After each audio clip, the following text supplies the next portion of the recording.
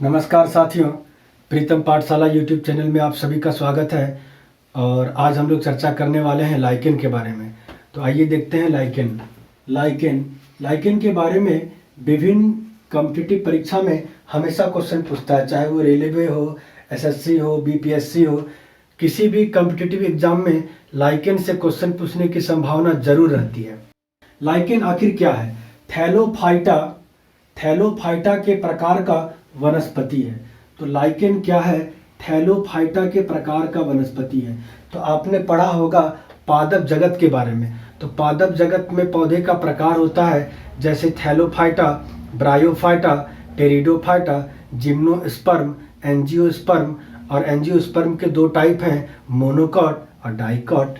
तो यहाँ पर आपने देखा कि थैलोफाइटा का ही एक उदाहरण है जो कि लाइकेन है। रियल में ये लाइकेन होता क्या है? लाइकेन जो होता है, कवक और शैवाल दोनों का सहजीवी संबंध को लाइकेन कहते हैं। कवक यानी कि फंगस और शैवाल यानी कि एल्गी। तो कवक और शैवाल, कवक क्या करेगा? जितने भी खनिज पदार्थ हैं वो कवक देता है शैवाल को, और शैवाल भोजन बना करके कार्बोहाइड्रेट प्रदान करेगा कवक को। तो कवक और शैवाल के बीच में जो यह सहजीवी का संबंध है, इसी को लाइकेन कहा जाता है। और यह लाइकेन थैलोफाइटा वर्ग में आता है। आगे हम लोग देखेंगे कि लाइकेन शब्द का प्रयोग सबसे पहले किसने किया था। तो लाइकेन शब्द का प्रयोग सबसे पहले करने वाले थे थियोफ्रेस्टस। लाइकेन शब्द का प्रयोग सबसे पहले किसने किया था? तो थियोफ्रेस्टस। और थियोफ्रेस्टस के बारे में आप सभी को पता है कि थियोफ्रेस्टस कौन थे। तो यह बोटैनी के फादर थे। तो बोटैनी के फादर कौन है? थियोफ्रेस्टस। पादप विज्ञान के जनक किन्हें कहा जाता है? तो थियोफ्रेस्टस को कहा जाता है। लाइकेन के स्टडी को लाइकेनोलॉजी कहते हैं। Study of lichen, lichenology. तो लाइकेन के अध्ययन को क्या कहते हैं? लाइकेनोलॉजी। और लाइकेन का मुख्य रूप से 3 प्रकार होता है। संरचना के बेसिस पर लाइकेन का मुख्य रूप से 3 प्रकार होता है। सबसे पहला होता है क्रस्टोज, दूसरा फोलियोज और तीसरा फ्रूटिकोज। तो आपने देखा कि लाइकेन का 3 प्रकार होता है, क्रस्टोज, फोलियोज और फ्रूटिकोज। लाइकेन का एक महत्वपूर्ण उपयोग है कि वायु प्रदूषण के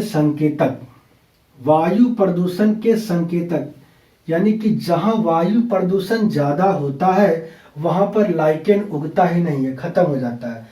तो इस तरह से हम देख सकते हैं कि वायु प्रदूषण का यह संकेतक है, एयर पॉल्यूशन का यह इंडिकेटर है। कुछ ऐसे लाइकेन हैं जो पेड़ की छालों पर उगते हैं। जी हाँ, पेड़ की छालों पर भी कुछ लाइकेन पाए जाते हैं। और ऐसे लाइकेन को क्या कहते हैं? तो कॉर्टिकोल्स कहा जाता है। तो पेड़ के छालों पर कौन से लाइकेन उगते हैं? कॉर्टिकोल्स। तो कॉर्टिकोल्स लाइकेन कहाँ पर पाया जाता है? पेड़ के छालों पर पाया जाता है। कुछ ऐसे लाइकेन हैं जो चट्टानों के ऊपर उगते हैं, चट्टान यानी कि रॉक। ऐसे लाइकेन को सेक्सिकोल्स कहते हैं। और लाइकेन मृदा निर्माण की प्रक्रिया में सहायक है। मृदा का निर्माण यानी कि सॉइल फॉर्मेशन में लाइकेन हमेशा हेल्प करता है। चलिए अब थोड़ा घूम करके आते हैं यूरोप। यूरोप में एक देश है स्वीडन, नॉर्वे और आइसलैंड। स्वीडन, नॉर्वे और आइसलैंड में अगर आप घूमने जाइएगा तो वहाँ पर केक जरूर खाइएगा, क्योंकि वहाँ पर जो एक प्रकार का केक है जो कि आइसलैंड मॉस के द्वारा बनता है। आइसलैंड मॉस क्या है? यह भी एक प्रकार का लाइकेन है। और यदि जापान घूमने चले गए तो वहाँ पर सब्जी के रूप में इंडोकार्पन का उपयोग किया जाता है। इंडोकार्पन एक ऐसा लाइकेन है जिसका सब्जी के रूप में जापान के लोग खाने में करते हैं। अगला लाइकेन का उदाहरण है परमेलिया।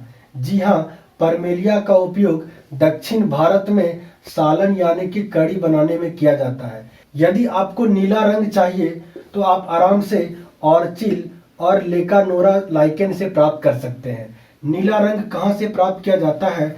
ऑर्चिल और लेकानोरा। एक का नाम है रोसेला। रोसेला लाइकेन से क्या प्राप्त होता है? लिटमस पेपर प्राप्त होता है। और ये लिटमस पेपर क्या है? तो आप लोगों ने देखा होगा कि लिटमस पेपर का प्रयोग एसिड और बेस को जांच करने में किया जाता है। कौन सा लाइकेन? तो पहला लाइकेन है लोबेरिया। तो लोबेरिया लाइकेन के द्वारा इत्र बनाया जाता है। इरबेनिया, इरबेनिया लाइकेन के द्वारा भी इत्र बनाया जाता है। रेमेनीला, रेमेनीला लाइकेन के द्वारा भी इत्र बनाया जाता है। और यदि मिर्गी का बीमारी, मिर्गी के बीमारी के औषधि के रूप में भी लाइकेन का प्रयोग होता है, परमेलिया सेक्सटिलिस। और एक एंटीबायोटिक है असनिक एसिड। इस असनिक एसिड एंटीबायोटिक को बनाने के लिए असनिया लाइकेन का प्रयोग किया जाता है। असनिक एसिड एंटीबायोटिक बनाने के लिए असनिया लाइकेन का प्रयोग किया जाता है। एंटीबायोटिक का अर्थ होता है प्रतिजैविक। और यदि आप आर्कटिक भागों में जाएंगे, आर्कटिक यानी कि पृथ्वी के उत्तरी गोलार्ध के तरफ, तो वहाँ पर रेंडियर मॉस एक प्रकार का लाइकेन है। रेंडियर मॉस का उपयोग किया जाता है भोजन के रूप में। तो आज हम लोगों ने लाइकेन के बारे में देखा।